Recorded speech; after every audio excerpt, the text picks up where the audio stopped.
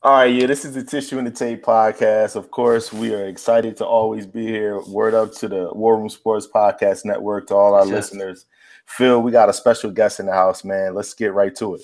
Absolutely, man. You know what we about, man. It's the home of the MCs on the Tissue and the Tape podcast. Everything is hip hop. So when I tell you, man, we got one of the dudes that when I first heard him, man, I thought I heard the voice of God. When I first heard when I when I first heard that Fab Five and I first heard that Yes Y'all, and then the name of this shit here, I heard that. So man, from one of the vaulted members of the boot camp Clik. You talking about 20% of the Fab Five. You talking about one half of Helter Skelter. We talking to one of the legendary MCs from the era, from the time that I love. We talking to Rock. What's up, baby? What's going on, man? How you doing? Welcome to the Tissue and the Tape podcast. This nigga definitely passed math class. He was the 20%. Hated algebra, but I love to multiply. That's what's up, man. I appreciate it. Word. Nah, I'm good though. I'm good. It's cold as fuck up here in New York, but it's all good. We ain't lying about that shit.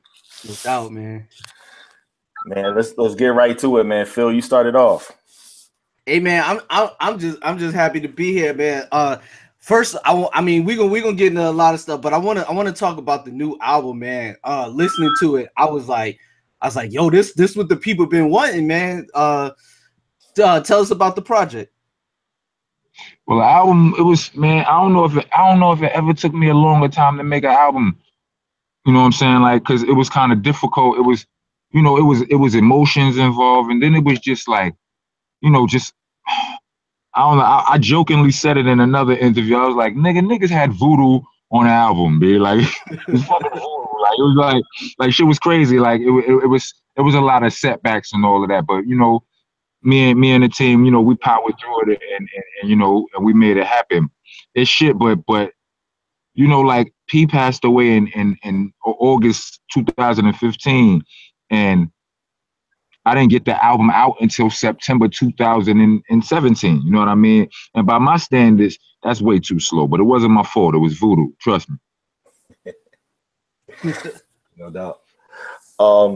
Now we were introduced to you just kind of just doing a project by yourself, and you know, people just not being used to that. How was the process in terms of just doing this project like that? Like you said, it took a little bit of time, but just how different was it for you? Well, it wasn't really different. Like the only thing that was different about this album was the motivation. You know what I mean? But like, as far as like, you know, this ain't the first time I did solo shit. It's just the first, you know, it's just people. It's something about when you put out an official album with a barcode on it, it puts you into the active file. Like all of the mixtapes you put out, like I put out mad mixtapes. I did mad leaks, mad this, mad that, you know, a whole bunch of shit I did without P. You understand what I'm saying? But people, you know, it just doesn't register. You know what I'm saying? Put out about 4 mixtapes, maybe more. I mean, if you count the Monster Monday releases, you know what I'm saying? Like, so I put out mad shit by myself, but it just doesn't register until you call it an album and put a barcode on it. Then people accept you as an artist, as a solo artist or whatever. Well, you see what happened with Vibe. Like they gave you the like 5-page, you know, rollout on their website in terms of like their extensive. I mean, that was dope. I mean, Vibe is the shit for that. You know what I'm saying? I mean, you know, Vibe. I mean, and it's like the way the game done changed now. You got all of these publications and all of these different forms of media and all of that. It's like you almost forget how important something like Vibe is to hip hop. You understand what I'm saying? Whether you love it or hate it, for good or bad, you kind of forget how important it is. What up, Brody? You kind of forget, but then when you see it, like when I read the write-up, when I read the story out, it took me back to a place like I don't see writing like that no more. You know what I'm saying? Where they describe the whole setting of when I walked up, like my ring, the how the neighborhood was treating me and all of that. Like the whole they paint that whole landscape for you, and I don't see writing like that no more. And is that because I don't read much up on the new shit? Maybe. But I mean, if somebody that I fuck with from either, that I do fuck with, I might read up on them, and I just don't tend to write with in all of the that's been now. And it was reminiscent of that area, and it was dope though. It was dope. Yeah, and I'm with that shit. It lets you. It reminded me of what sets the elite apart from just everybody else doing it in the fray. Yeah. I mean, even when they talked about Seth Low projects, I'm like, I never knew about that in my life, but they gave me just a little bit of history about that. So I was like, wow, they really went in. I ain't hear you, bro. What you said? No, I said even when they talked about Seth Low projects, like I never knew anything about that before, but just a little bit that they talked about that, it gave me a good understanding of just the neighborhood and just kind of where you came from a little bit. Yeah. Like I like that kind of shit. You know what I'm saying? Like, because I feel like just because depending on your support system or how good your support system is or how not good it is, like you could be out here putting 10 albums out and niggas don't even know you. Like your fans don't know you. They might buy your shit, you know what I mean? But they still don't know you. They place you in the box. They crucify you for doing shit that's you. Your fans start telling you that you ain't you when you doing you. Like that ain't you. But shit is crazy. Like one of the best things Kanye did, to bring up another artist that ain't got nothing to do with this, but like one of the best things Kanye did was he changed every time. So you couldn't lock him in the box. You know what I'm saying? Like I don't know whether he did that on purpose or that was just who he is. You know what I'm saying? I don't know because I don't know the man. But the benefit of that was you couldn't lock him into a box. You know what I'm saying? On the other note, Jay-Z is a dude who stayed the same from beginning to end because his box was him. Right. You understand what I'm saying? Whereas most of us that's on the come up, on the struggle, like we come in the game and like our first album, like somebody like 50 Cent, like his first album was the hardest shit we heard, you know what I'm saying, since Motorcycles fucking with loud pipes. You understand what I'm saying? This shit was the hardest shit ever. But then when he blew, his life changed. You know what I'm saying? So, his life wasn't as hard, so his raps weren't as hard. And then you have the label telling you, you need to do a song with Michael fucking Jackson. Let's really blow you up, right? And what happens is the product from what it used to be. Like you was selling burgers, now you in there selling pizza. You understand what I'm saying? And although it may expand the eyes on you, but somehow that don't never translate to buyers. So all of these dudes, they numbers dwindle downward after they first major success. You understand what I'm saying? Mm-hmm. So the only nigga who I seen who seems immune to that was Jay-Z, because when he first came out on Reasonable Doubt, like his shit was already flossy. So when he blew, his shit just got more flossy. It didn't go from gritty to flossy. You understand what I'm saying? So he continued to sell the same product, just the upgraded version. You know what I'm saying? He got no more expensive cookie dough to make his cookies or whatever. But it's the same, you understand what I'm saying, product. You know what I mean? So I say all that to say, like, for me, like dudes don't, it's so easy to get locked in a box. You understand what I'm saying? It's so easy for people to be like, yo, they expect you to sound like this and that. And here I am. Meanwhile, like niggas is just getting used to hearing me by myself or on certain type of beats like Rumble for me or whatever. Meanwhile, I've been doing this shit the whole time. You understand what I'm saying? But it's just because my support system or lack thereof didn't allow for y'all to really, really get to know me. know what I'm saying? Like, when you got a good, it's not just about the raps no more. It's about all of the content. It's damn near reality TV rap all the way through the shit. You know what I'm saying? They want to see. So I find myself in my shows telling stories. You understand what I'm saying?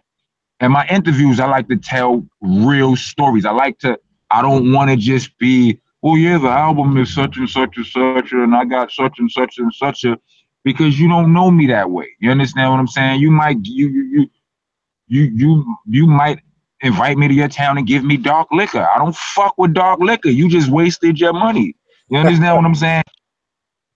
Like, promoters have that, like promoters think every rapper drink Hennessy. Nigga, bring me, if I don't tell them, if they don't know no better, then they gonna waste their money on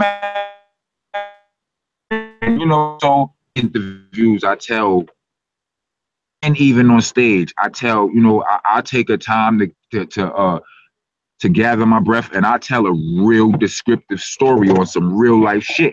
So everybody there, they know who it is they fucking with, on a different level, not just the rapper. That's dope. Word. I feel like this is an expansion on your Twitter comments where you're talking about hip hop being the most prejudiced, art form and culture. And I felt you on that, and you called a lot of people out. To really make sense to people, because they ain't going to listen to me. Like, if Jay-Z, you know what? If I don't even know, because I feel like Jay-Z has kind of lost his grip. Like, a long time ago, if Jay-Z would have told niggas, if he would have said, talk to niggas, stop putting money to your ears, niggas would have stopped. 10 years ago, if he would have said that, niggas would have stopped. He said that last year or this year, niggas like, fuck that. I'm going to rap. I'm going to put too much on the ears. He might be losing his grip on the game a little bit. But a long time ago, Jay-Z told you niggas he don't wear jerseys. He's 30 plus. All of a sudden, me, I couldn't get in the club with a jersey on. Nigga, you playing my song. Niggas in the song playing Soundboy Burial telling me, you can't get here with no jersey on, right? The fuck out of here. Like, you understand? That was the power that Jay-Z wielded at one point. You understand what I'm saying? Very true. Gotta say it now. Who gotta make that point now for niggas to listen? But, when I was young, I was a little angry nigga. I was a little grouchy nigga. Oh, shit. I'm not that anymore. I'm not. And I do it in an animated aggressive manner.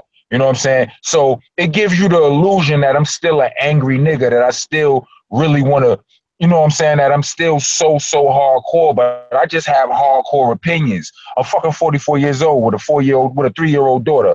I'm not hardcore in these streets, but my beliefs are all still 100% hardcore. So I don't lose the product that that I've been selling you all this time. You understand what I'm saying? You listen to a song of mine and the verse will be hard as hell, but when you go back and listen, it won't be, you'll be like, hold up, nobody died in that verse. Amazing. It sounds like niggas did, but nobody died. It's just because of my hardcore principles. But no, I'm not really, you know what I'm saying?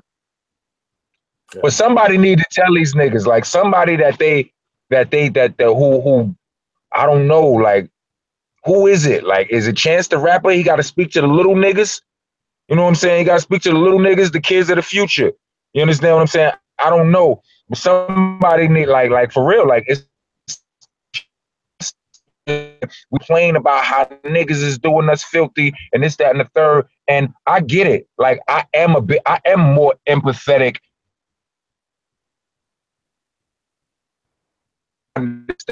It's a slave mentality, you know what I'm saying, that we've been duped into.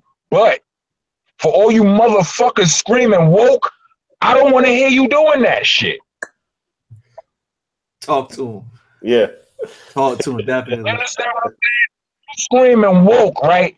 Everybody woke, but you want to bomb on the little niggas because they can't rap good.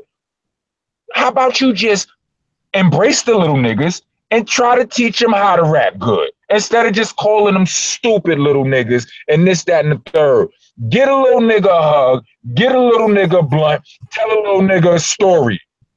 Well, hold on, yo. Let me ask you a quick question, yo, because you know, it's definitely on you know. No, I don't like mumble rap. No, I don't. But I'm saying I'm not going to look. If that's what you're gonna ask me, no. But I love black people. You understand? No, I'm not. That's not even where I'm going with it though. Cause like, my bad. You good. But it's like what they used on the Imperious Rex album and the Sean Price Swift Key joint, where he's like, yo, I can tell these kids ain't got no schooling. I don't think they can read. You know, like, yo, niggas don't want to read. Yo, how do you embrace these dudes though? You know what I'm saying? Because there's a level of ignorance that people willing to stay in. You have Sean P, but Sean P is a special case in the fact that Sean P is part comedian and part rapper. You know, a lot of rappers are funny, but Sean P was different. Like, that nigga probably missed his calling. Like, this nigga is Andrew Dice Clay in rap, for real. You understand what I'm saying? So it's different. Like, you know what I mean? He gonna make his point, but he gonna tell his point while telling you shut the fuck up before I smack the shit out you. You understand what I'm saying? And, you know, like, he was one of the smartest dudes in the world, but at the same time, he wasn't always right either. Right. You understand what I'm saying? Him didn't agree with everything. You know what I'm saying? And one of the things that we didn't agree on, you know, like the way we dealt with people was completely opposite. Me and P were nothing alike. We were like peanut butter and jelly. They ain't nothing alike, B, but they just go perfect and they both go good with bread. You understand what I'm saying? It just work. Like, that's what we were nothing alike. Other than the fact that we don't, you know, we both was about that action, but we both get to our point completely different. And, you know, sometimes I was right, sometimes he was right, and sometimes we were both right. You understand what I'm saying? But, you know, P is one of them niggas who will joke you into dressing better. You understand what I'm saying? Like, he will joke you into stepping your sneaker game up. So if he, like, that's one of his weapons that he wields. So if on his song he making fun of you niggas, like, you niggas sound like you can't, you know, I got raps like that too. You understand what I'm saying? But when I'm in interviews and I'm asked to speak candidly about these things, then I speak candidly. And I'm gonna let you know the whole truth, not just the amount of truth that I could fit in the bar. Right. You understand what I'm saying? Because that's a whole different amount. There's a different amount. The different volume. Like, I can only fit certain shit in the bar and make it rhyme. But in order, no, I don't listen to mumble rap. But so what? Like I could think of niggas from your beautiful golden era that I didn't listen to either. I hate it. But I'm not going to say nothing negative about them, because in the spirit of keeping it real, do I really want to disrespect one of these dudes who ain't never do nothing to me? No. Do I really want to hurt their feelings? No. What would that get me? Nothing. My point has already been made. And that's what I expect of you of all of you people out here who use words to earn your living. Watch your fucking words, B. Like, seriously. Yeah, I know you want to keep it real and all of that, but did you really want beef with that nigga? Just because, is that what you really wanted? Or did you really just want to say, you know what, I don't like his album? Because there's a way to do that. Right. Nah, and you understand? Yeah, nah. Niggas is little kids, and I don't respect no grown ass babies. Well, yo, Rock, I definitely wanted to I appreciate you being on. I wanted to ask you, I wanted to kind of step back for a second. I wanted to go back to the Fab Five era, only because it's some questions that I've been dying to know, and you're the perfect person to ask. Like, LaFleur LaFly. It means nothing. Yo, LaFleur means the flower in French, but we didn't know that. And Eskoshka basically means like I don't know, like in your face, or yeah, nigga, like fuck out of here. Like it's what you would say to somebody if you dunked on them. You know what I'm saying? I like it. Cause yo, you should see how many people have actually wrote about what LaFleur LaFleur Escocia means, and I'm like, y'all wasn't there. Like, like how do y'all really know that? And it was I've never seen it where it came from one of y'all, one of the five of y'all. Who came up with that? Strang created the word Escocia while playing Coach K. It was a video game. It was like the college version of 95 Live. Yeah, I remember. And on Coach K, you could break the backboard and shit. And every time he would break the backboard, he was screaming "Scotia on a nigga." And sometimes it wouldn't even be a Scotia. He made the word up. It would come out wrong. Sometimes it would be Escocia or whatever the fuck. It literally meant nothing. Like, you know what I'm saying?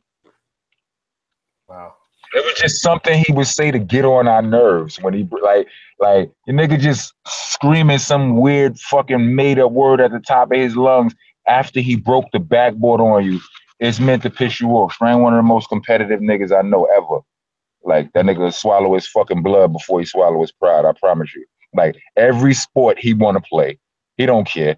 Like we was rapping, I'll be like, son, he come to the studio limping. I'm like, son, you are not going to the NBA, son. Stop playing that shit, son. We're gonna have a show and you're gonna miss it because you can't walk. This was a repetitive argument me and son would have. But anyway, long story short, that's where Scotia came from. From him. So just a real quick follow-up. So that was his word, he made it up just out of natural just competitiveness. Who was it his idea that's like, yo, let's turn that into a song? Like no. That was the stupidity of Sean P. Yo, it's just one of them things though. Like I can say it to one of my friends now, and it's just a bonding thing. It's one of the greatest things that on the record that just when we just yell it, it's Coach, and it's just one of those things. So that's dope to know that how it came to be. Yeah. And so it's really like it don't mean nothing, but it do. But Ruck and Strang would never admit that it kind of meant something because they assholes like that. You know what I'm saying?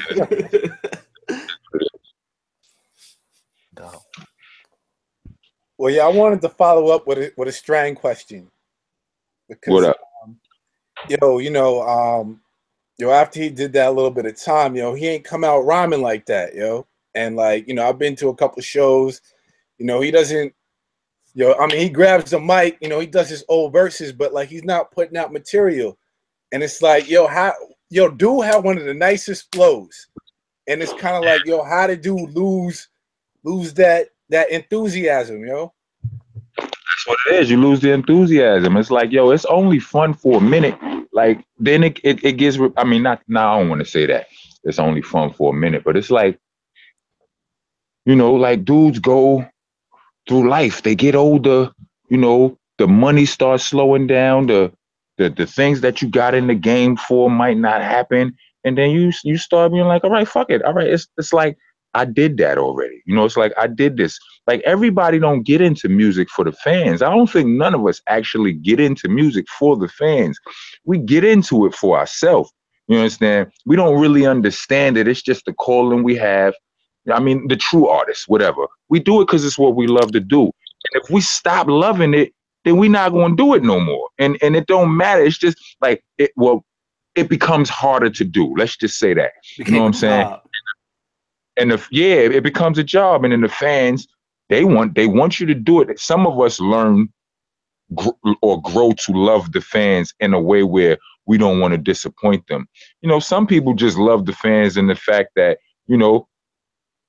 it gets them free shit and sex and shit like that. But, some people genuinely begin to care about the fans and don't want to disappoint them. And that'll keep them in the game a little longer. You know what I'm saying? But some niggas is just like, look, B, I know how to do mad things. I don't need this shit. I don't need for you bitch ass niggas to be slamming doors in my face when y'all not. first of all, I will punch you in your face. How you gonna slam a door in my face? Like, when you that kind of nigga, you're not gonna stand for that too much. And like I just told you, Strang one of the most competitive niggas ever. He will swallow his blood before he swallow his pride. So you can't treat him fucked up without sending him to jail. You understand what I'm saying? Like, nah, don't do that. Nuh-uh. You're gonna give him his worth, or you ain't gonna give him nothing. You understand what I'm saying? And it is what it is. And plus, you know, the thing, OGC is on 3 different pages. Like, they live in 3 different states, you know what I'm saying, and all of that. But it's not that Strang don't work. He's just working on his own terms now. You know what I'm saying? He's you know, he's working with new artists and shit. And, you know, he do his shit too, but slowly but surely. He ain't in no rush. He don't care what y'all think. You know what I'm saying? He's on it like that. Gotcha. Now, as for you and coming into the game, how did you guys initially link up with Drew and Buck and everything to get with Duck Down? Well, Drew and Buck, well, Drew was an intern or an employee, I'm not sure which, at Nervous Records when Buckshot got signed there. When Buckshot got signed to Nervous, somewhere around that time, I don't know when Buckshot and Smith & Wesson actually linked up, but they linked up with Buck. I didn't meet Buckshot until Into the Stage was already finished recording. They were finished recording Into the Stage. Who Got the Props was already out when I met Buckshot. Okay. You know what I'm saying? If you listen to Into the Stage, there's not one mention of Boot Camp Clik on that album.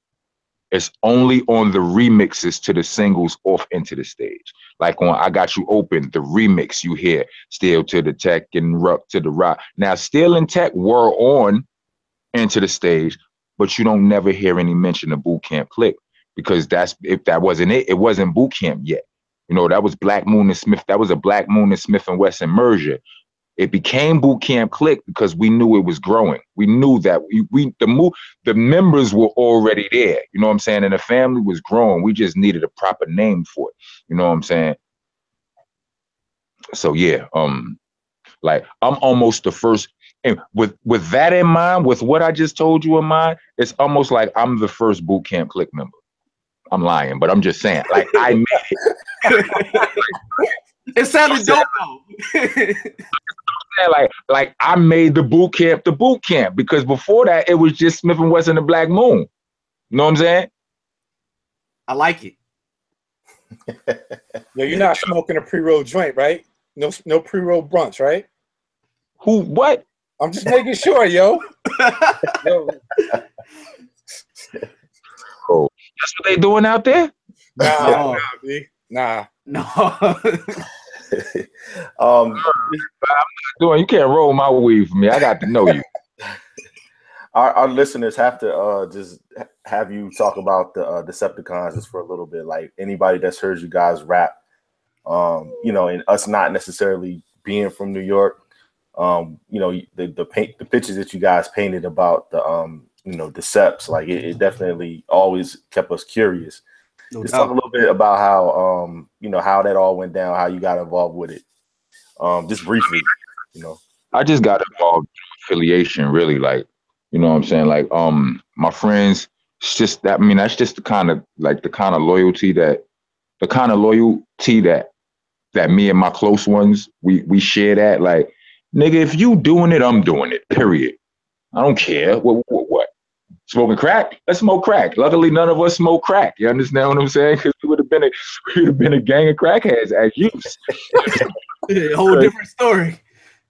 Be a whole different story right now. Nah, I'm just fucking with you, but I mean something like that. You know what I'm saying? Like, yeah. It's whatever you was on, I was on. You know what I'm saying? And when I found out my homeboys was on that, then I was like, yeah, I'm with it. Why the fuck not? It didn't matter, because whether I was or wasn't, if Still had a problem and he called me, I was going to ride. And it didn't matter if I was in the car with 10 other Deceps. You understand what I'm saying? And I wasn't. If we'd have got locked up, I'd have got locked up as a Decep. So, you know what I'm saying? That's what it was. It just, you know, it wasn't a big deal to me. It wasn't a big deal to get down with it, because nothing really changed for me with that. I was still hanging with my close, you know, with my niggas. You know what I'm saying? I I wasn't hanging out with a whole gang of new niggas. It was still insulated to the dudes that I was always rocking with. You know what I mean? That I was already rocking with.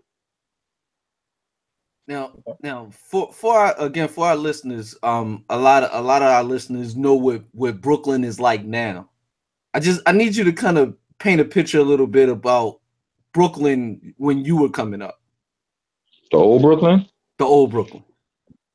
Oh, the old Brooklyn was horrible. I mean, shit. Like, anybody ever seen, what was the movie, the Charles Bronson movie, Death Wish 3? Anybody saw that movie? That one where it was supposed to be in the Bronx, but it was actually in East New York? Goodness gracious, that shit used to look terrible. And it was terrible too. Like for real. It was rough. It was mad. All these, so many nice buildings that you see now, nice apartment complexes, was vacant lots, like dirt, like you remember the Get Down? Who saw that series, The Get Down? The way they were showing the Bronx and that when Mayor Koch and all of that, that was how New York for the most part looked. Shit was terrible. 4 out of 5 boroughs look like that. I mean, I didn't see much Staten Island as a kid, but I know Manhattan used to look a little bit better, but that was only in Midtown. Not for Harlem and shit like that. You know what I'm saying? Yeah. And the violence was off the chain. That's not to be understated. Shit, the DCEPs started in that. You know what I'm saying? Like to keep it 100, like DCEPs, the niggas who started DCEPs was a bunch, like these niggas was nerds. Brooklyn Tech. These niggas was nerds. So this the sickest thing that came out of Brooklyn in that era was started by nerds. Imagine what Brooklyn was. Wow. Imagine what the yeah. Think of that. So it's a lot different than the artisanal cheese shops that my homie sits in front of. But because I was trying to explain to the kid here about Brooklyn, and he didn't really believe me because I'm not from Brooklyn. I'm from Philly. But I was just trying to explain to him that it was a lot different than the Brooklyn. Well, why like you like he must shorty don't know. Like I don't see why you're not qualified to talk about Brooklyn being from. Like, tell him again, because when I play this back to him, then I could be like, Rock told I was you a little overqualified actually. Like that's great. Yeah, man. Like the cab drivers in Philly shoot the passengers, not the other way around. What is that? Hey man, it's just what it is, man. Oh, that nigga's crazy. This is the thing. Like, see, this is the thing I learned. Yeah, average New York nigga think that New York is the center of the world. And it may be on certain aspects, you know, people paint it to be that way or whatever. But like I learned at a young age that is thugs everywhere, that is fly shit everywhere, that is bad chicks everywhere. Well, maybe not everywhere. You know, but you get what I'm saying. Like, so I never, you know, I walk into every situation with an open mind. You know what I'm saying? Like, I'm not one of them niggas. Like when I was young, I was grumpy and grouchy. But as an adult, like you're not gonna get all of that angry ass conversation out of me. Like a lot of dudes interview rappers and they be probing to get them to say something foul about other rappers or who they don't like or this, that, and the third. But you're not gonna get that out of me no more because I'm different now. Like, you know, I'm just like nah. Like I walk into every situation with an open mind, even if it's music that I don't like. You know what I'm saying? Like I remember when Nelly first came out, I didn't like Nelly, but guess what? I have had arguments with dudes defending Nelly because I'm like, no. I'm like, no, I don't like Nelly's mutant. Like, I'm like, no, I don't like that album. But I will tell you this: that's just because it's not for me. But not just any whack nigga can pick up a mic and do what Nelly do. You can't. Not just any nigga. You know what I'm saying? Yeah, that's a conversation we've had on here quite a few times, actually. throughout the years, specifically about Nelly too. Well, let me ask you, because you said you walk in the you keep an open mind for all situations. Which one of your favorite places to go to? Which one of your favorite cities? LA. It's one of my favorite cities. I love Philly too. But for me, I'm gonna keep it 100. Like the reason I love LA is because of the weather and the palm trees. Right? There's something about palm trees that make me think I'm on vacation, whether I'm working or not. Right? But in all reality, it's never the place, it's the people. That's the reason why I said LA, because that's the only one it's the place. But like I love certain cities, but it's always because of my memories there. And the memories are only the memories because of the people that's there. You know what I'm saying? Gotcha. And yeah, that's what it is. Like I love Philly because I lived in Philly for a short minute. And like for like a month or two, I lived in Philly, and like what was this year? It was right after my case was over. So that was like 2011. I lived in Philly for 2 months. Well, you know what part? No, I don't. And then I used to hang out there earlier than that. I used to hang out in Germantown, Hard Body. Okay. You know, that's right by where I was at. Right. So then what? You got like as dope as like, all right, think about Miami, right? Like a place like Miami, if you don't know no better, it looks a lot like, you know, some shit in California, right? But I just didn't have the relationships in Miami, right, to make that city pop to mind when you ask me about my favorite place. Gotcha. You know what I'm saying? So it's really all about the people. It's not about the place.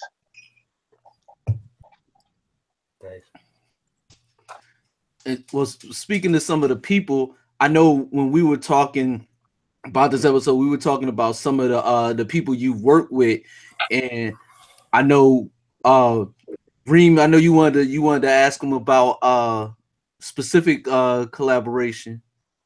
Yeah, now I'm trying to figure out like y'all relationship with Wu-Tang, because yo, I think it's real dope how you know, on Clans and Clicks, you know, P's verse starts off with a deck verse, and then Meth does a P verse for his final verse, and then P comes with a Master Killer verse for his track on the Master Killer album, the new shit. And I'm just wondering how, and then at the end of your shit for Can't Woo, you know, you got Ray on there, a story about Old Dirty. So I'm just wondering about y'all history with Wu-Tang. I mean, we was always like we came in the game around the same time, and they always been basically the coolest niggas with us. Like we come across a lot of niggas, and you know, some niggas are kind of cool, some niggas are cooler. Those was the coolest niggas. They always fucked with us. I guess they reminded us of ourselves and vice versa. You know what I'm saying? Like it was a lot of members. A lot of their members was from Brooklyn. Like they not all from Staten Island. That's just where they all would dwell and congregate. But Old Dirty, Jizza, Master Killer, right? Even like they originally. Yeah, even RZA originally. They from Brooklyn. So yeah, we would see them dudes all the time, and you know, likewise, you know, just on some air-like shit. You know, it was real easy to do. Like we all gravitated to certain members. You know what I'm saying? Like, and I think it comes from, it was always the members that we saw ourselves in. You know what I mean? Like, it's as simple as that. Like me and Method Man have always been cool before we knew why. We didn't even know why. All we knew was before that we were upon hearing, we were fans of each other. Right. You understand what I'm saying? So you already halfway there. The first thing I got to say to you is something that you're gonna like to hear, which is you dope as fuck. So, you know, you off to a good start right there. Now all you got to do is not fuck this up. So, you know, that's what for you know, for over all of the years. It ain't like we did a lot of music with each other over the years. We didn't. You know what I'm saying? we just did like a bunch of music. We just did about 5 songs over the last year or so together. You know what I'm saying? I think Tech made a mixtape with the homie Timbo King, but you know, he's a Wu-Tang affiliate. He ain't one of the, you know, the 9, you know, original, you know, face cards or whatever. But you know, it just is what it is. Like after P passed and Old Dirty done passed a while, you know, a minute ago, it's like you realize, man, fuck it. What are we not doing anything that we would like to do for? Like we might not be here tomorrow. Like what the fuck? Let's do it. You know what I'm saying? Like in the beginning of the game, we wasn't really trying to do too many features. Cause being from a group as large as you are, you don't need to go outside for a feature. Like every album is already chock full of features. And that was how we felt. So I can only imagine how they felt about it. You know what I'm saying? Right. Yeah, because it was 100 of them, 100 of y'all. Yeah. I did hear Meth say once in an interview, is like, you know, they wasn't trying to give out none of that Wu-Tang money. They was just trying to keep it all in the house. You understand what I'm saying? So when he went and did the song with Biggie, that was like, he kind of snuck to do that. Like, yeah, ain't nobody knew. Backdoor when did it was just what he, you know, that wasn't really what neither of us did. So when we did it, we had it's a testament to how much we really fucked with each other. Even though we only did it a few times, it was like we was almost breaking the rules to do it. You know what I'm saying? Yeah. One of the another person that you collaborated a few times, one of our big homies, Razzcast, he talks fondly about you every time we talk to him in the whole crew. Tell us about some of the because like you got Raz on the joint with Ray on the new album, and then Uniform from the Rhyme and Reason soundtrack. That joint was amazing.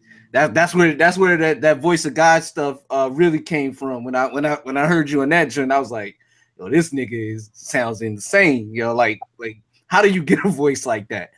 So I don't even know, but I tell you what though, you know, Razzcast has always been fam. Like that was the first time we met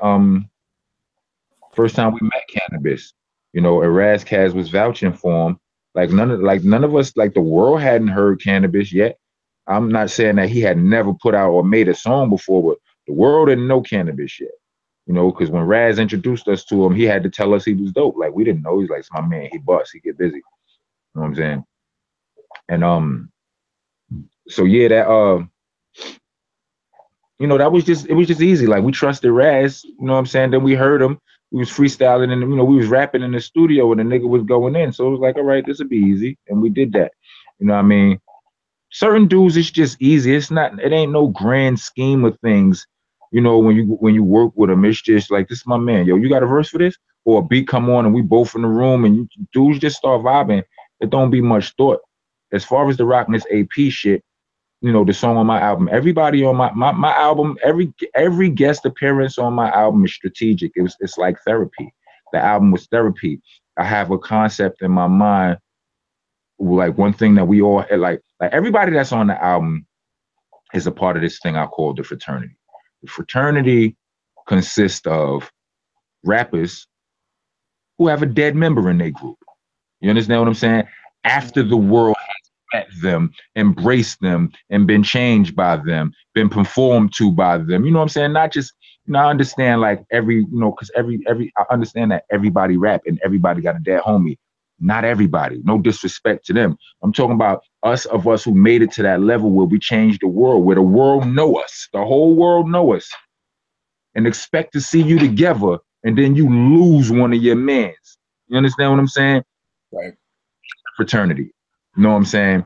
And those are the album consists of people, of members of the fraternity and niggas that I really rock with in real life. Nobody else.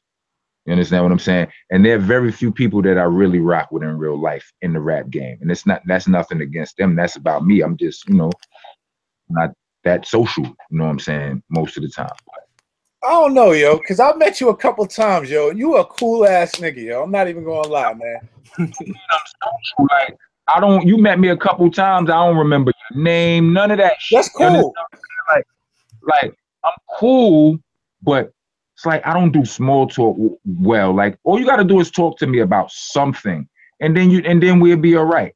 You know what I'm saying? Like, you could walk up on me and tell me, yo, the Knicks suck this year. I'll talk to you for an hour about that. You understand what I'm saying? Right. But me to just be standing in the club with you, talking about, yo, shorty bad, right? I'm gonna walk away from you. I'm not staying. So, you know, that's me. You know what I mean? But like, I'm not really one of those dudes. So, you know, the dudes that I do fuck with like that made it on this album. Like listen, about 2 months ago, I really took inventory about my life of my life and my relationships. And I had to reevaluate some shit that I had been saying for a long time. Because for a long time, I would say out loud that the only friends I have in the rap game are Wu-Tang and the Outlaws, when that's not true. Razzcast is my friend in the game. You understand what I'm saying? Smooth the Hustler, Trigger the Gambler, like these, you know what I'm saying? Like, this is a lot of dudes that I do really kind of fuck with. You know, not every day like a boot camp nigga or a Sackman Street nigga, but these niggas come through for me if I ask for it. You understand what I'm saying? Like, and that gotta count for something. You know what I'm saying? Because everybody won't. Heard the Mo P on there too. That was our homies in real life. Like, yeah, like Little Fame got a whole album together. They was working on it, some shit like that. Oh, they from right up. So yeah, they on the album. Like, that's something we always planned on doing. The MOP Helter Skelter song never happened. So it was like, all right, fuck it. No more. Knox Machine goes hard though. That definitely. shit definitely goes hard.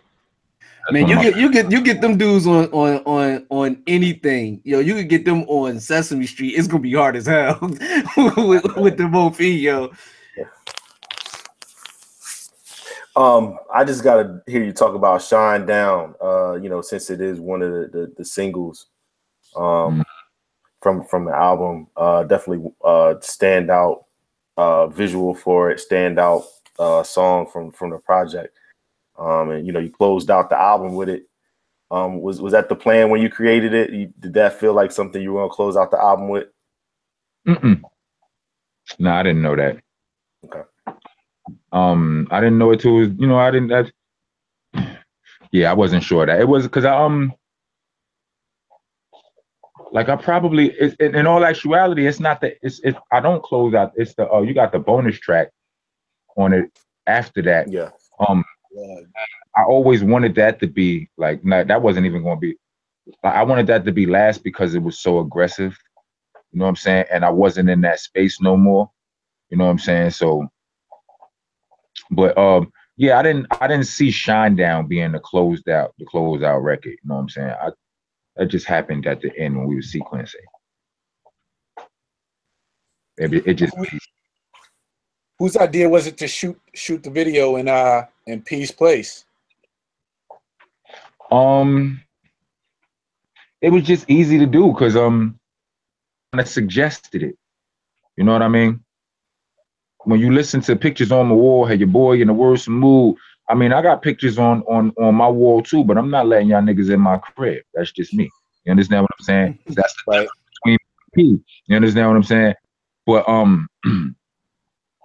so yeah, and Bernadette has become my partner since P passed. It's like he was both our partners.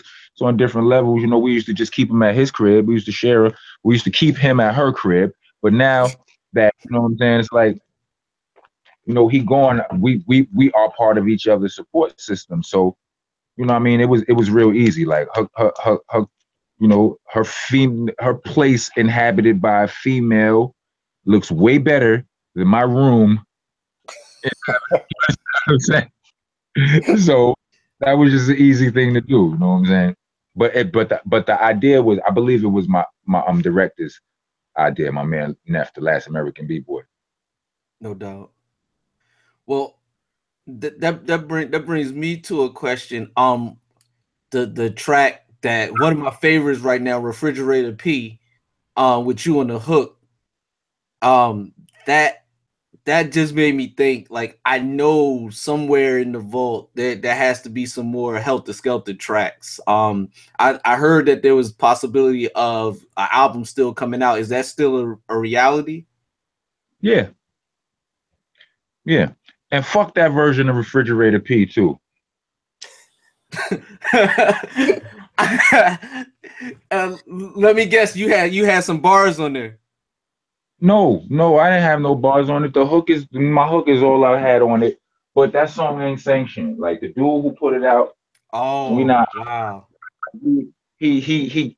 You know, I'm not feeling him. We need to You know, I'm not gonna beat him up or no shit like that. But I'm just saying that, like that. You know, it's So kind of. it wasn't supposed to be out in the world just yet. It was be out in the world right now. You know what I'm saying? And you know, it is what.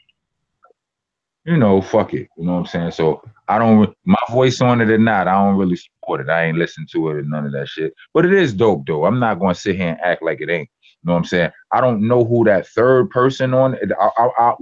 When I left the song, it was my voice on it and it was P voice on it. Whoever that other person is, I don't know. I didn't hear. I gotta.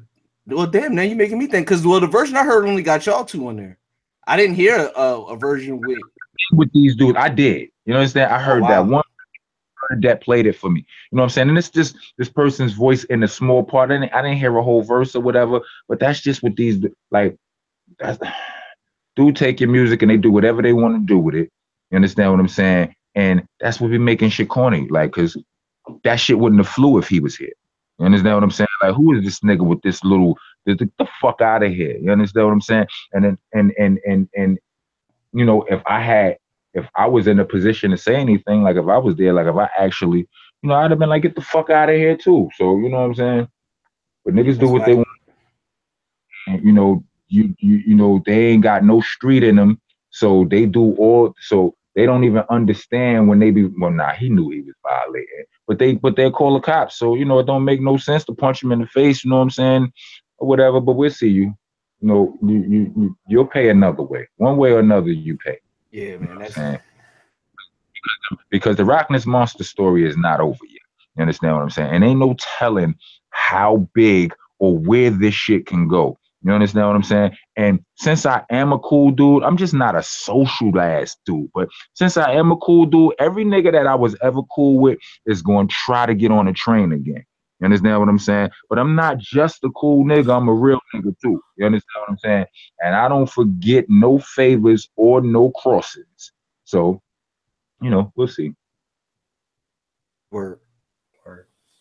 And if you ever someplace and you ain't got no business and there's goons that want to rob you, I'm not gonna stop them. That's all I'm saying. Like, understand what I'm saying? Somebody want to slap you, you just pour. No, and this is not a backhanded threat. I'm just saying, like, many times I've been in a club somewhere with white boys and nerds and goons all in the same place, and the white boy or the nerd do some shit that could almost get them hurt, and I'll step in. You understand what I'm saying? Yeah, I've actually seen that. I've actually witnessed that too. Because at P's joint, at the memorial joint, yo, some shit broke out and you stepped in, you like squashed everything. Yo, I remember that shit vividly. Right. I actually saved some of these niggas. What I said on OG, some of these niggas owe me their whole life. Like, real talk. Like, you know what I'm saying? I'll do that. You know what I mean? And these things happen as regular as rain. You understand what I'm saying? If you get caught up in one of those situations, I'm looking the other way, homeboy. That's all. I'm just saying.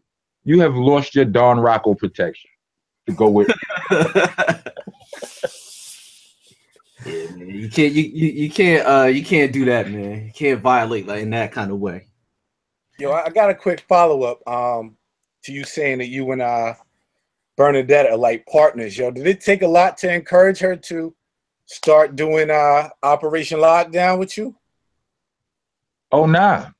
Not me. I don't know who talked her into that shit, but I didn't have to. You know what I'm saying? Like the first time she did it, it surprised the shit out of me. Oh shit, because you know, like I've been doing shows solo even while P was still alive. I know how to do the song without him there. You understand what I'm saying? So the first time she did it, it was a surprise to me. I was like, oh shit. I'm like, we doing that forever now. God damn it. When we talked about like best song intros, best like opening bars, it went down like this. Like that was like at the top of our list, by the way. So yeah, for that. Absolutely, yo. That's just so you know, right?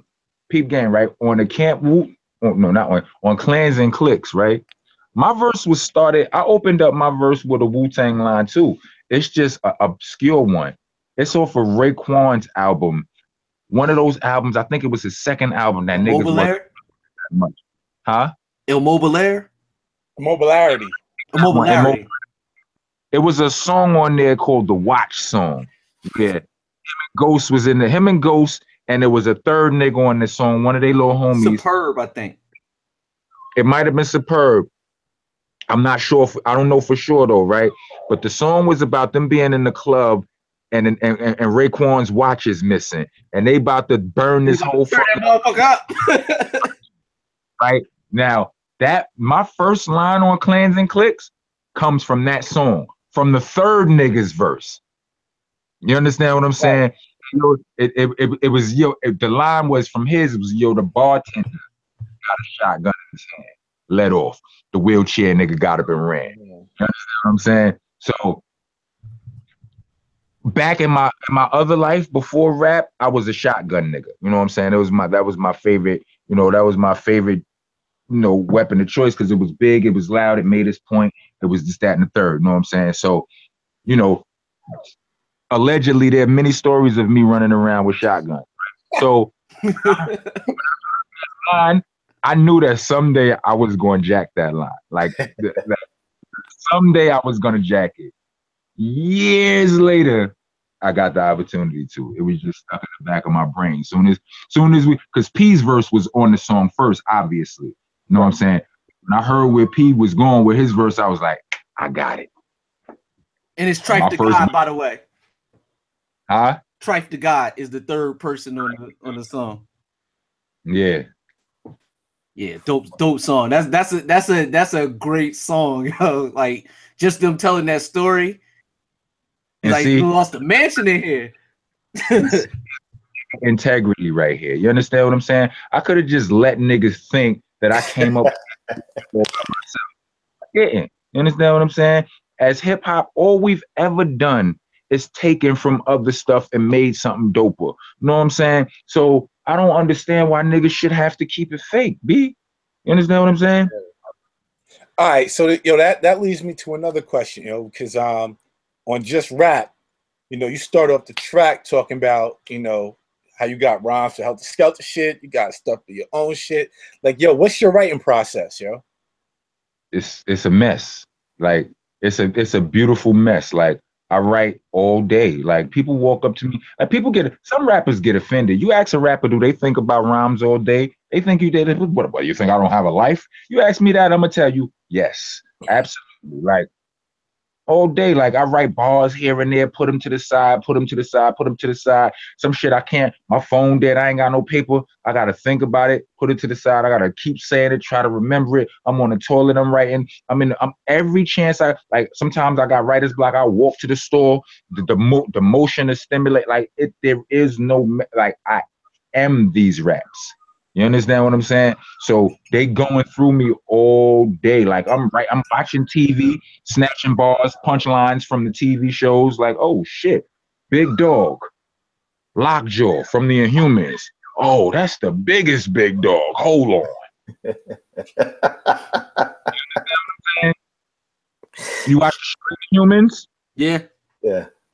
So you get what I'm saying, like, and then I take into consideration that half of the people that I'm rapping to might not watching Humans, so I give some of these bars double punchlines and shit my whole shit is cerebral like that.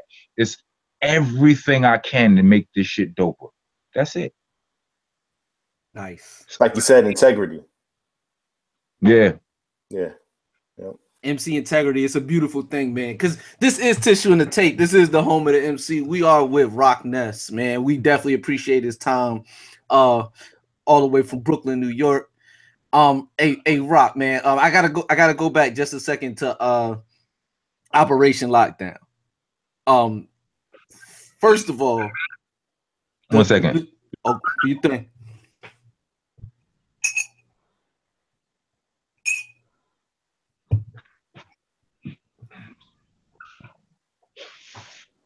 Go.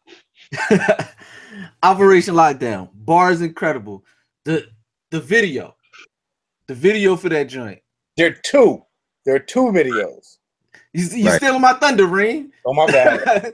But I was gonna get in. Why the two videos? Because the first video, which was the one that the world didn't see, you know, only a few seen it, the more hardcore grimy video. That first video, dude charged us a lot of money, and he told us we was going to get all of these special effects, and we just basically didn't like it. Like, these ain't special effects, these are camera tricks. That's a difference, right? So, you know, with that, we just like, fuck it. We took the other half of his deposit, and we shot the other video. And Drew and Buckshot directed that one. So the one that most of the people see, the Indian video. Right.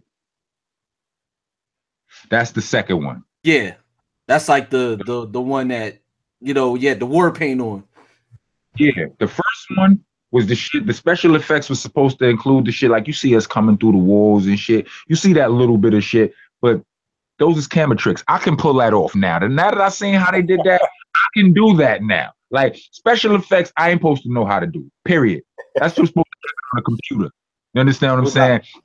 My technophobic, computer illiterate ass is not supposed to know how to do that right there. You know what I'm saying? So that was that. And we didn't like it either, even though special effects or no special effects, we just didn't like it. So we went with something else. Yo, was P going with the Ultimate Warrior face paint? Mm-hmm.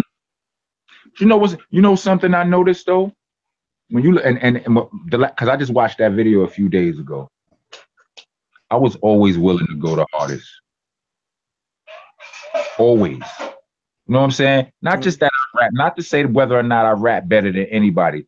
I was always willing to go the hardest. You notice I had the most pain. Like niggas ain't with like I'm the only nigga who had my whole face painted. Like I was damn near unrecognizable. You know what I'm saying? Like, I was always with this shit. If I'm with it, I'm for real with it. And that's what you get when you fuck with me. You go all the way in. No doubt, man. Well, we appreciate you you hanging out with us and giving us so much time and so much energy, man. Absolutely, it's all good. I mean, I'm in the right job because I do kind of like to talk about myself. You understand what I'm saying? No doubt. Reem, what you got? What else you got before we let it rock? I got a couple. I mean, you know, one thing that I've been trying to figure out, what's with P and monkeys and gorillas, yo? Like, where did this whole primate thing come from? I mean, well, his first album was called Monkey Bars, and it just started there. Like, I mean, he would wear bathing apes. It was fly nigga shit. You understand what I'm saying? P is a fly nigga. You know what I'm saying? His nigga collection is outstanding. You know what I'm saying? I still talk about him in present tense. It's crazy, right? But the nigga, we do too, man. Right. You know what I'm saying? Like the nigga, so a combination of like when you would ask him what monkey bars meant, like I'm not sure we was ever able to nail down the real definition. He like take the Escosta route, the Escosta route to tell you the shit don't mean nothing. That's just the type of nigga he was. He enjoyed confusing you. You know what I'm saying? Right. But my analogy of it was like that's exactly what it is. All kind of, because he's so silly. You know what I'm saying? Like the nigga's hilarious. This is mad monkey shit going on these bars. That was how I looked at it. You know what I'm saying? This nigga is doing some monkey shit. And then a gorilla, you know, in the hood, you know, the when you call somebody a gorilla, it's the highest compliment. You know what I'm saying? From a gangster. You know what I'm saying? Call a nigga gorillas. You know what I'm saying? You calling him the super goon. Like, don't nobody want no action with no gorilla. You know what I'm saying? So that's what it is. Like, it's you know, he's a man. You know, the gorillas are primates. They big. They walk on two legs and shit, but they hairy and they, you know what I'm saying? You understand what I'm saying? And then I guess my follow-up question for you is that like, all right, so like we know like P was in the sneakers and stuff like that. What is it that you're into? Like, cause I mean, yo, you play a role, like, you know what I'm saying? Like, yo, you kind of reserved. And like you said, you're not letting people in your crib like that. But what other things are you into that the people wouldn't necessarily suspect? Well, I'm into hats. I'm definitely a hat guy, but not any old hats, like all personalized. Like this hat is a Rockets hat.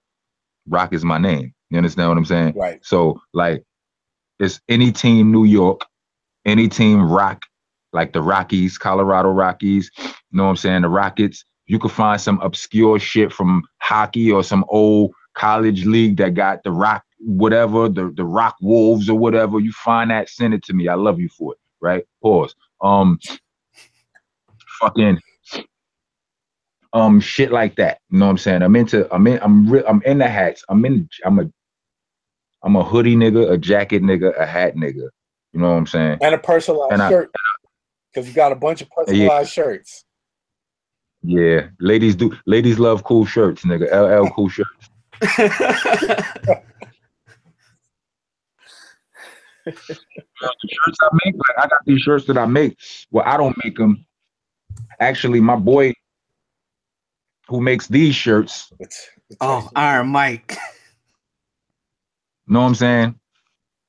He makes them for me. Know what I'm saying? But he's but people love these shits. Every time I wear one of these shirts, a chick want to hug you all extra because they kind of silky feeling. You know what I'm saying? They want to rub you all up and shit. I'm telling you, nigga, get one of these shirts. I know they cost a little more, but they don't shrink, they don't fade, they don't even fucking wrinkle, B. I'm telling you, this shit is amazing.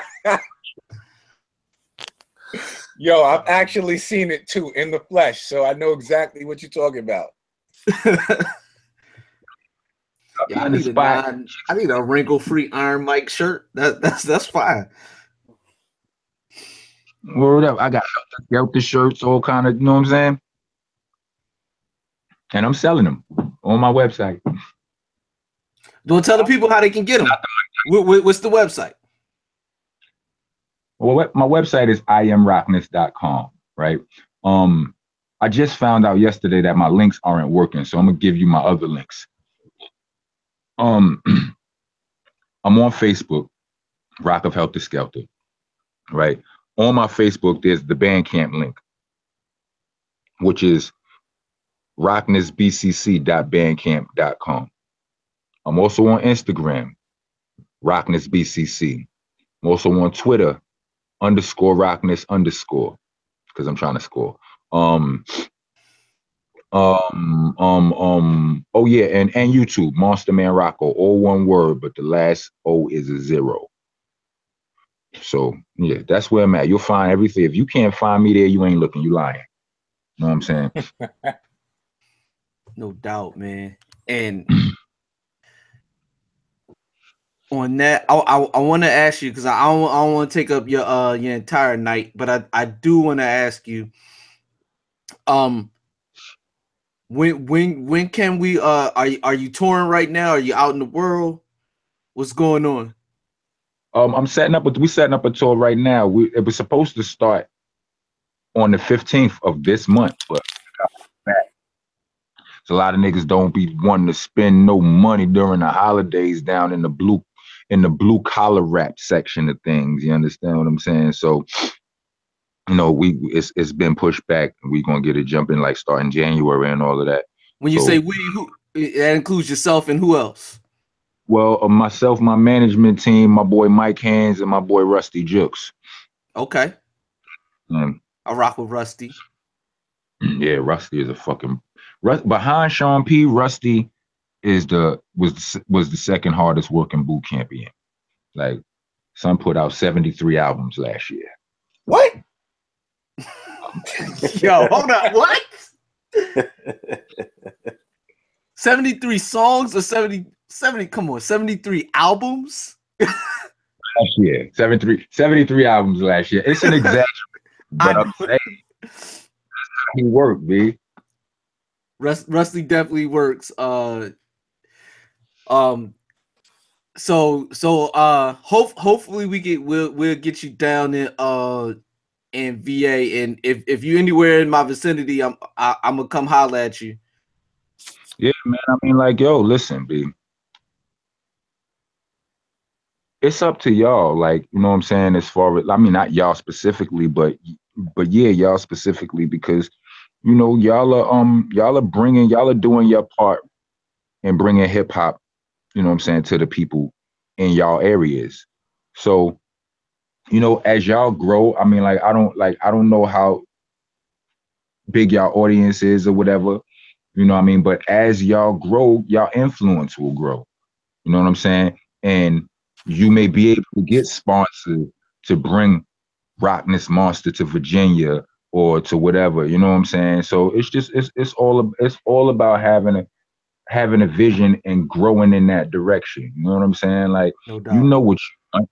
It's all about, you know, when people say keep it real, like it's such an understatement. You know what I'm saying? Like, because it's limited to keeping it hard. And get the fuck out of here. Like, the hard, you know, nah, that's not it, nigga. If you keeping it hard all day, then you ain't keeping it real. And I don't care who you is. You understand what I'm saying? But what about keeping it true? What about doing what you really want? What, you know what I'm saying? What about love? What about hip hop? What about saving the culture? What about charity? You want to sit there and complain about homeless people, but won't give a homeless person $1? You know what I'm saying? Like, all of that's all of that's a part of keeping it real. You understand Absolutely. what I'm saying? Yeah. Word. And yeah, we're working on the Helter Skelter album is coming too, and we're working on a new boot camp album. And if y'all not in the know, if y'all not aware, I have a web series that I was doing last year, but we went on a long hiatus and shit because of tour and shit like that. But it's called Tips, like snitching tips or tips at a club. Like, it's called Tips. You can see it on. It's 5 short episodes up already. Tips. If you search Tips the series, you'll be able to find it, because Tips is a pretty ordinary ass word. So Tips the series, you'll find those episodes, and the shit is ill. You know what I mean? And we're bringing that back, so I get to see me getting my Slim Zell Washington on. Talk that talk, man. I feel like you should be doing like voiceovers and all that kind of hot shit like that, yo. Getting into that too, but I kind of been dragging my feet with that because I was most focused on getting my album out. You know what I'm saying? My first album. Now that I got that out, you know, I'm looking more into creating shows, doing voiceovers, and getting my Slim Zell on. You know what I'm saying? I'm looking into doing that. Yo, they need to have a 7-year-old kid with your voice. That shit would be hot. Like, I don't know what he's doing, but he just, if a 7-year-old kid had your voice, should be hot. That'll be the illest right there. Word. Yo, Rock. Yo, can you speak on Steel for a minute? Cause like, yo, after watching like a bunch of videos, interviews, I know like Buck is the leader of Duck Down, but I kind of feel like Steel is kind of the glue for everything, yo. Cause Steel is the dude. You know, when you was talking about, you know, going to P's house the day he died, and the trip he took you on, you know, Steel, you know, he directed The Passion of Price. You know, he's the one who kind of got everybody doing the rap shit, yo. Like, yo, Steel is like a real solid nigga, yo. And like, so, I mean, I see him in a lot of interviews, or I don't know about if it's a lot of interviews, but I see him a lot. I see him from time to time deflect that attention and try to put it on me. You know what I'm saying? I don't mind. I did my part. You know what I'm saying? I know that I do know and understand that I was real important in the structuring and building the boot camp Clik. But you're right. None of it would have happened without Steel. Like, you know what I mean? Like, he was the one who was willing to do the unpleasant work. Most of us was rap. Even the ones who knew how to rap really good already. Like me and Ruck, like when like Ruck started rapping. He rapped good. Like I ain't hear his first rap, but when we discovered each other rapping, he was already a beast. You understand what I'm saying? And you know, but he wasn't working a job paying for studio time though and shopping a demo. Still would do that. You know what I'm saying? I wasn't doing that. Tech wasn't doing that. You know what I'm saying? Buck would do that. You know what I'm saying? And that was and you know, him and Still bonded through doing shows and shit like that. You know what I'm saying? Like Buck knew Still's sister. And they, you know, she introduced the two of them or whatever. But Buck wasn't a part of our circle originally. You know what I'm saying? So we didn't have him to influence us. You know, we didn't have him to help us then. You know what I mean? But once the connection happened, you know, Buck became the guy because he had the experience. Right. You know what I'm saying? He was the first one in the door. You know what I'm saying? And experience trumps a lot of shit. You understand what I'm saying? Right. So, and we didn't have no problem with that concept. So that was how it went. And then I'm gonna follow up after yourself. Like who you say are the best voices in hip hop? After myself, I think Method Man has a dope voice. I think Busta Rhymes has a dope voice. Left field, I think Jay-Z has one of the dopest voices ever. You know what I'm saying? Prodigy, dope voice.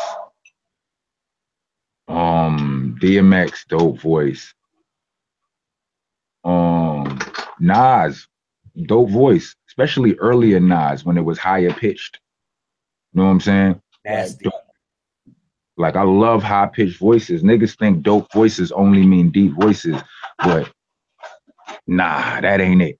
You know what I'm saying? That's not that's not where it stops at.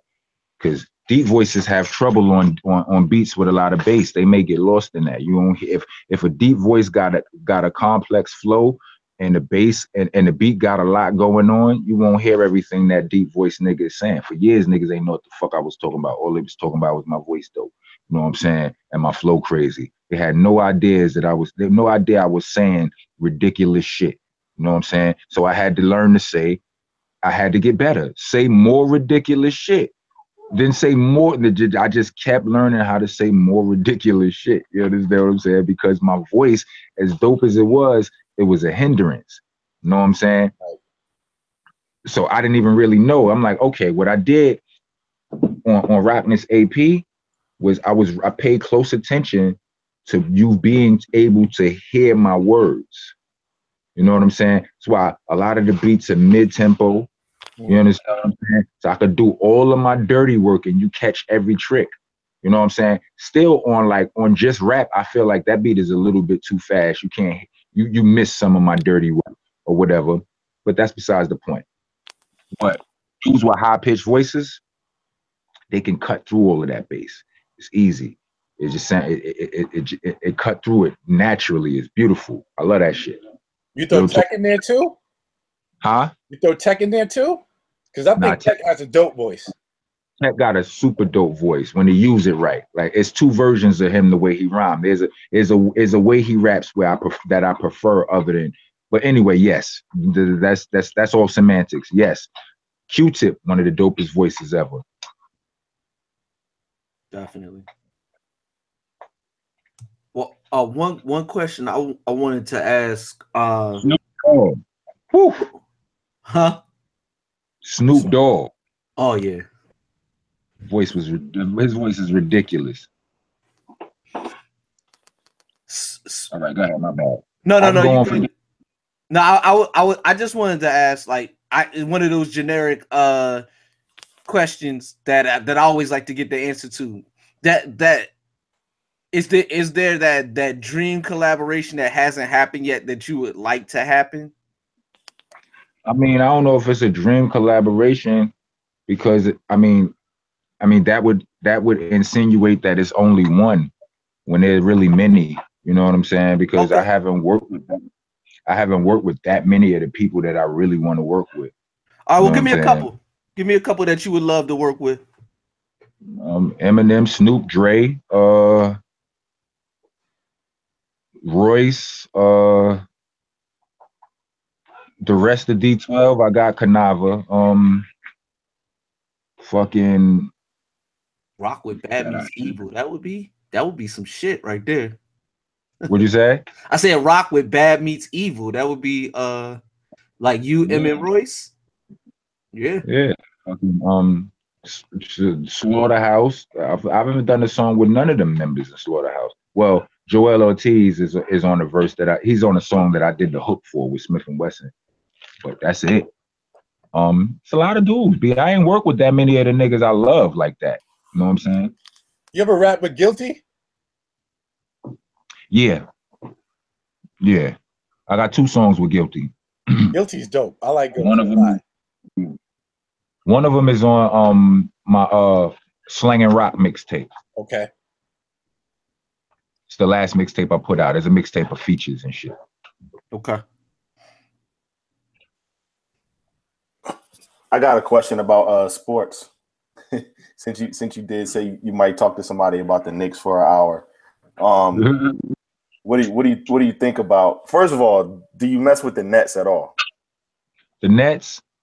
Nah, not really. Okay. But I mean, I wear Nets hat because it's Brooklyn. But like Nets, because to me, like they still on probation with me. Because y'all ain't really no Brooklyn niggas. Y'all some niggas from Jersey that moved to Brooklyn.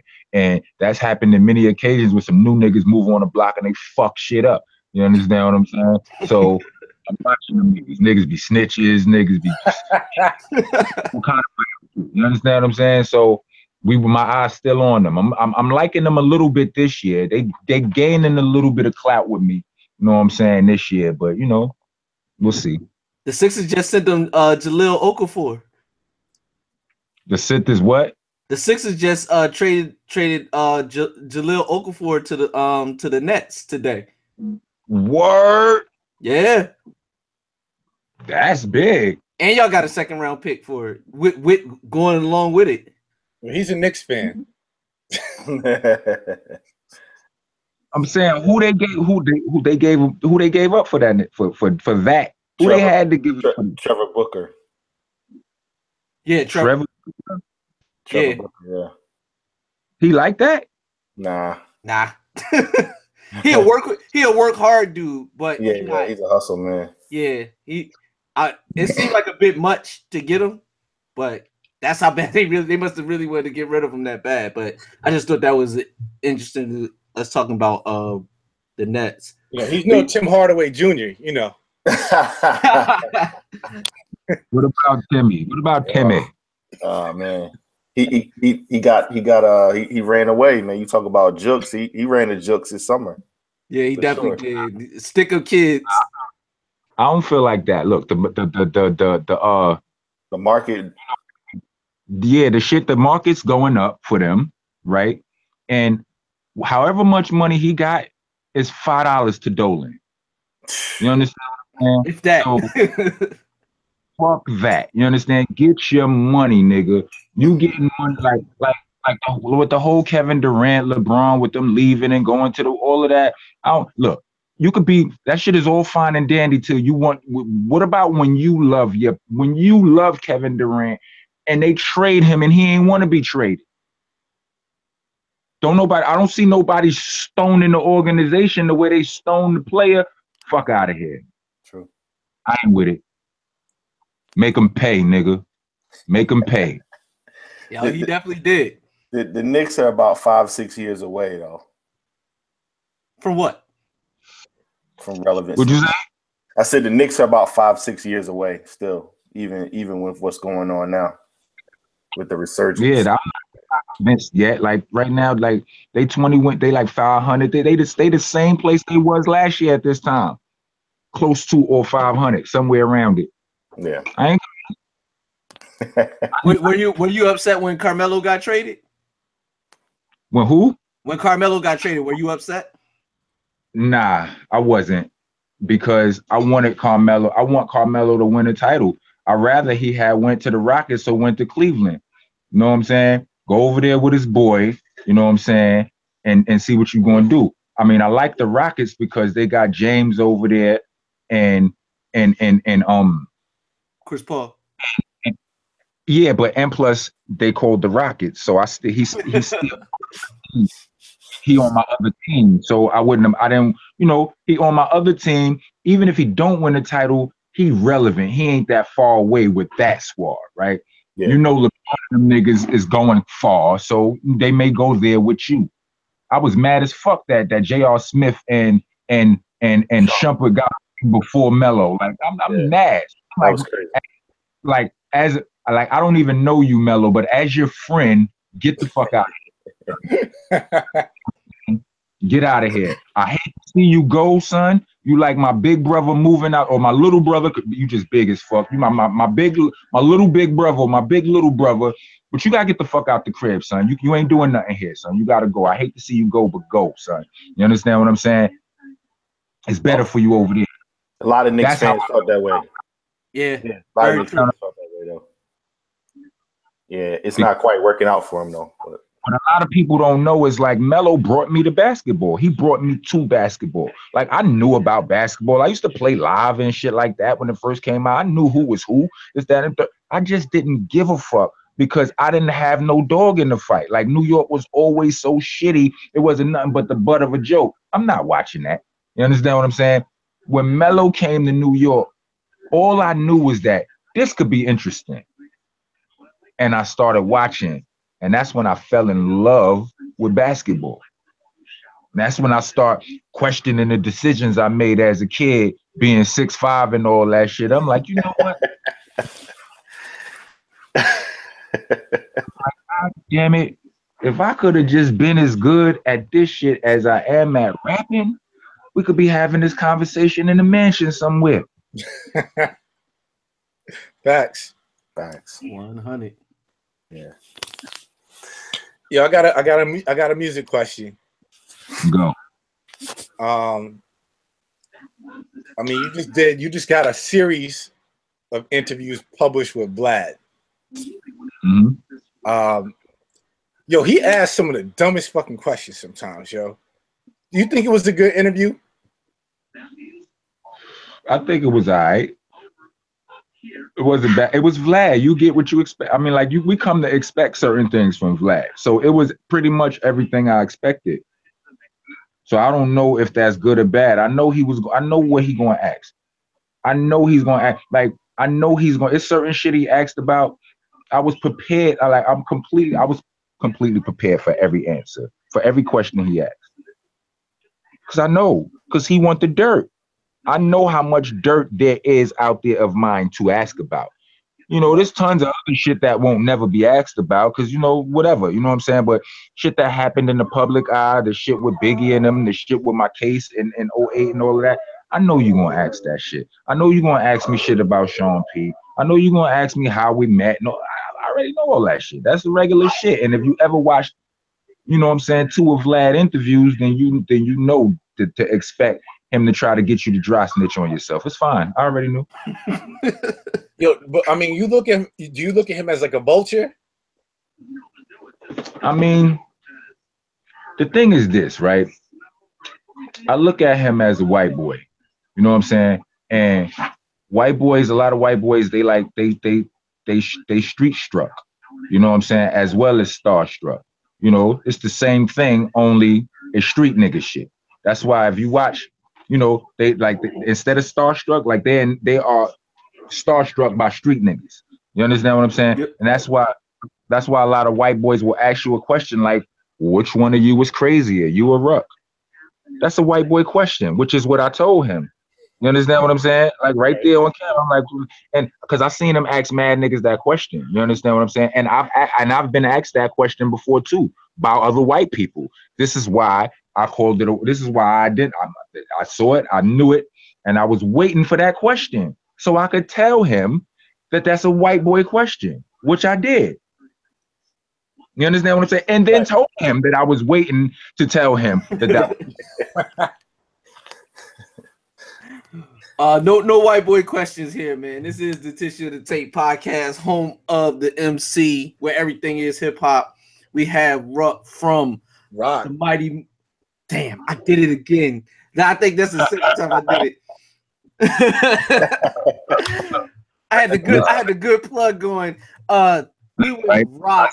I said, listen. I said, these niggas biters and got writers. I'm myself, you fucker. I say your ruck verse, that's only cause I am my brother. Nigga, I am my borough. So I rip J shit too. Plus it's the rock. And I know my own flow is stupid. With that said, you better recognize I be wrecking guys, you fucking cockroaches still breathing them your pesticide like Decon. Decepticon, niggas step inside. Or niggas step aside as we weaponize. Better lines, got you been shot, electrified, and they pedophiles touching the kids. No petty crimes. Wish a nigga would, but he petrified wood, something, some other shit. Said B-double-O, Yes, sir. B-double-O, I'm TC to the A-M-P. My nigga, may he rest in peace. I'm a jack. What more can I say? If you don't understand, that's what I'm doing. The Jay-Z joint. Yeah. I'm gonna go get that beat in a couple of days. So. Okay. We'll be waiting. But I thought of it when you called me Ruck. You understand what I'm saying? To let you know it's okay. You understand what I'm saying? I am my brother. It's all good. That's how I feel about my brothers too. So, it's all love. All right. Yeah, I mean, I can ask questions all night. I got one more, yeah, and then I'm good. All right. All right. So clearly there's an issue in beat selection when it comes to like what you and Ruck would do when it comes to the Helter Skelter stuff. I personally think he sounds great over like old soul samples. What do you prefer as far as your beat selection? I mean, I like a more mainstream sound. I'm an adrenaline junkie. I like music that make you want to bang your head on the fucking wall. You know what I'm saying? That's the Rockness monster. You understand what I'm saying? Like, I love that up-tempo shit. Like, I do a radio show. I used to do a radio show on Beat Minus Radio. It was called Monster Mondays. I would do it on Mondays until they switched it. They switched my day. I switched it to Monster Music. The theme of the show would be to play. I'm not just playing underground rappers. Fuck out of here. I would play all of the Jay-Z's hardest songs. You understand what I'm saying? Like shit like that. Because a Jay-Z hard song, it's hard, but it ain't no underground ass shit. I'm talking about what more can I say? That shit. You understand what I'm saying? Like what's the shit? 1 million, 2 million, 3 million. Like shit like that. You understand what I'm saying? Like these beats will crush your fucking skull. Like, you understand what I'm saying? Like that's the kind of shit I like. If you're gonna have some soulful sample, like that's a soulful sample, but that's the kind of shit that's the kind of shit I like. You understand what I'm saying? Just more upbeat, more jump around shit. You know what I'm saying? So then, like a track like Helter Skelter off of Static shit, which I love, was one of my favorite tracks by y'all. That's like jazzy. I mean, was that something that like you had to finesse your style, or like you was just like fuck it, I'm with it? I mean, I had bars already, so it wasn't no problem. If I would have had the right to that, I'd have been angry. Cause I was like, yo, Ruck, ask him, do he got another beat? Niggas, he hit Static up. We was in the studios. He was like, no. So all he got, we ain't got no time. I'm like, all right.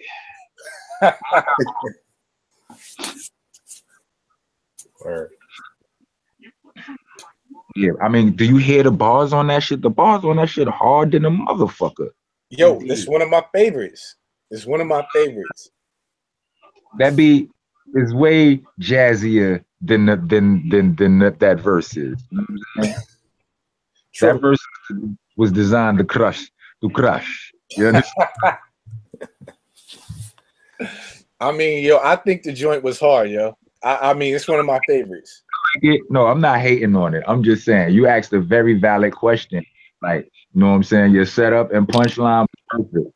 Cause yeah, like I was like, I heard that and I was like, ask him if he got something else, son. I'm talking this shit. You know what I'm saying?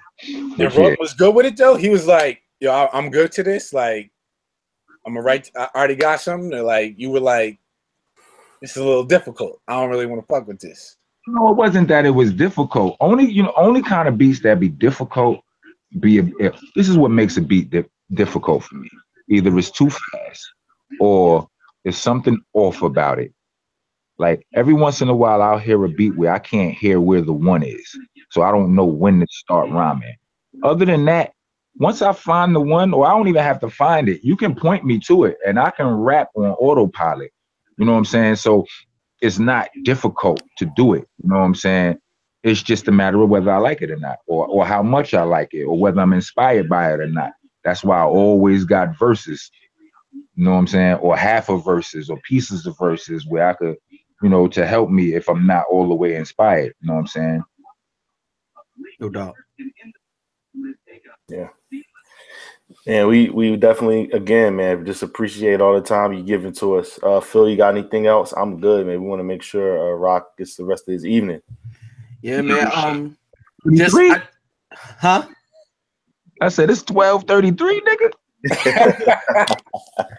We burn the midnight oil over here at the Tissue of the Tape podcast, man. We're not gonna hold you though. We definitely appreciate you. We are with the Rockness monster, man. Tissue of the Tape.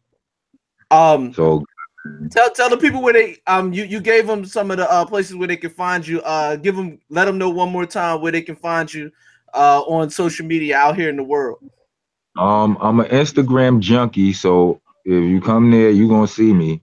Rockness BCC on Instagram, _ Rockness on Twitter, Rock of Helter Skelter on Facebook, Monster Man Rocco, all one word, on YouTube, but the last O is a 0. What else is there? RocknessBCC.bandcamp.com if you want to buy some stuff. You know what I'm saying? The album Rockness AP is out on all digital platforms, Tidal, Spotify, iTunes, Amazon, and shit. The vinyl will be out on the 15th. You know what I mean? I'm gonna go somewhere and get drunk to celebrate that. I'll let y'all know on. Please. Huh? Do it in New York, please. Yeah, I'm gonna do it in New York. All right, now, yo, I was at the album release party, yo. I appreciate the free shit, yo. That shit was dope. You and Rusty. Yo, we was watching the footage from the album release party last night. I'm like, goodness gracious, we was drunk, but it was fun. Indeed, I can co-sign on that. It's the best kind. Yeah. But yeah, man, thanks for having me. I appreciate it. No doubt, man. Thank you for rocking with us. Definitely I want to give a shout out to my guy Big O for help making this happen. Definitely big shout out to him. What up? Definitely Big O. Big O, because I was confused as fuck trying to work this shit. Now you're a master now, so you can be able to. So when we talk to you about the next work, we can you'll be able to hop right on. This shit is cool because I really didn't fucking like Skype and the Facebook Messenger. That shit would have stopped 17 times by now. You had to reconnect and shit. Yeah, man. All right, so man, well, thank you so much, man. We appreciate it, man, and we'll make sure that we continue to keep this line of communication going, and we appreciate you. Absolutely, man. Appreciate you. Rock this monster, everybody. Yes, y'all. One.